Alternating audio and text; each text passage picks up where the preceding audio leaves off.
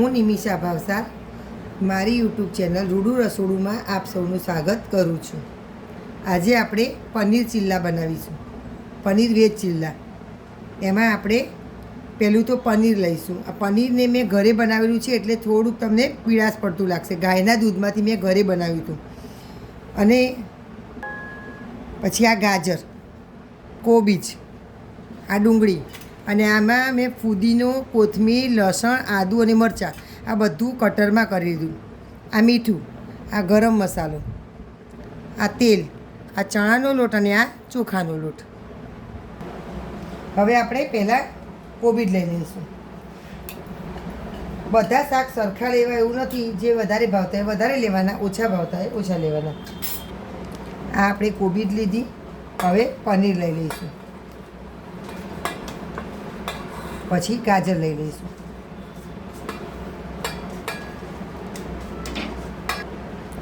ગાજર, પનીર અને કોબીજ લીધી. હવે આપણે જે આદુ, મરચાં, લસણ અને ફુદીનો ક્રશ કરીએ તો એ લઈ લઈશું. એકદમ ઝીણું પેસ્ટ નહીં કરવાની, આવી રીતે થોડું ક્રમ્બલ રાખવાનું. હવે સ્વાદ અનુસાર મીઠું, અહીંયા અમે 1 થી 1.5 ચમચી જેટલું નાખ્યું. પછી આ ડુંગળી લઈ લઈશું. ના ખાતા હોય તો સ્કીપ કરી દેવાનું. હવે ગરમ મસાલો એ 1/2 ચમચી જેટલું નાખવાનું. હવે આ બધું મિક્સ કરી લઈશું આપણે પહેલાં હાથેથી. હવે આપણે અહીંયા અડધી વાટકીથી થોડોક ઓછો એટલે 6-7 ચમચી જેટલો ચોખાનો લોટ લેવાનો. ચોખાનો લોટ નાખવાથી આપણા ચિલ્લા ક્રિસ્પી થશે. અને અહીંયા અડધી વાટકીથી ઉપર થોડું એટલે 1 વાટકી જેટલો, જે પ્રમાણે શાક હોય. જો 3-4 વાટકી શાક થાય તો 1 વાટકી જેટલો લોટ લઈ લેવાનો.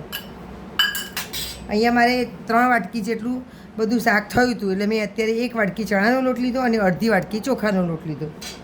હવે આને હાથેથી આપણે મિક્સ કરી લઈશું. હવે આપણે થોડું થોડું પાણી લઈ અને મિક્સ કરીશું.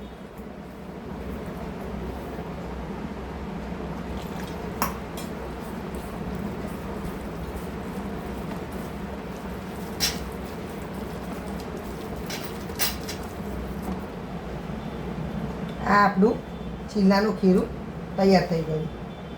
આવું મીડિયમ રાખવાનું. હવે આપણે ચિલ્લા ઉતારીશું. હવે આપણે તવી મૂકવાની અને થોડુંક તેલ લગાવવાનું. ગરમ થાય એટલે શું આપણા ચિલ્લા ચોંટે નહીં. હવે ખીરાને તમે થોડી વાર રેસ્ટ આપો તો વધારે સારું. અડધો કલાક જેવું તમે વધારે પલાળો, તેનો સ્વાદ સારો આવશે. હવે આને આવી રીતે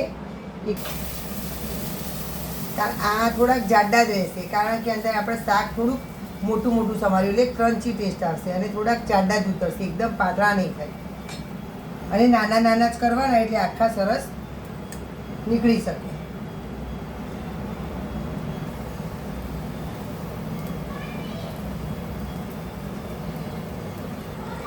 આ એક સાઈડ આપણું થાય એટલે આવી રીતે ધીમે રહીને પલટાવી દેવાનું. અને ફરીથી થોડુંક તેલ આવી રીતે નાખવાનું એટલે શું સરસ ક્રિસ્પી થાય અને તવીમાંથી સરસ ઉખડી પણ જાય. હવે આને મીડિયમ તાપે આપણે ચડવા દઈશું. આ આપણો બીજી સાઈડ પણ સરસ ક્રિસ્પી થઈ ગયું. મીડિયમ તાપે થવા દેશો તો સરસ ક્રિસ્પી બહારથી અને અંદરથી સોફ્ટ થશે. બીજો ઉતારી દઈશું.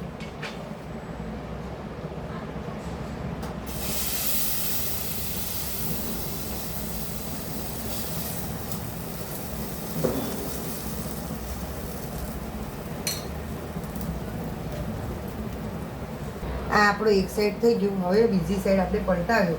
હવે થોડું પાછું તેલ ઉમેરી દઈશું. હવે આપણે થવા દઈશું. આમાં તમે ટામેટાં પણ નાખી શકો છો ક્રશ કરીને. ટામેટાં પણ કટરમાં કરીને નાખી શકાય. જે શાક ભાવતું હોય બધું નાખી શકાય.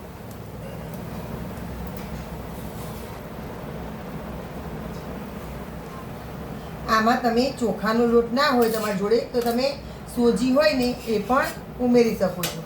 સોજી નાખો તો પણ ક્રિસ્પી થશે.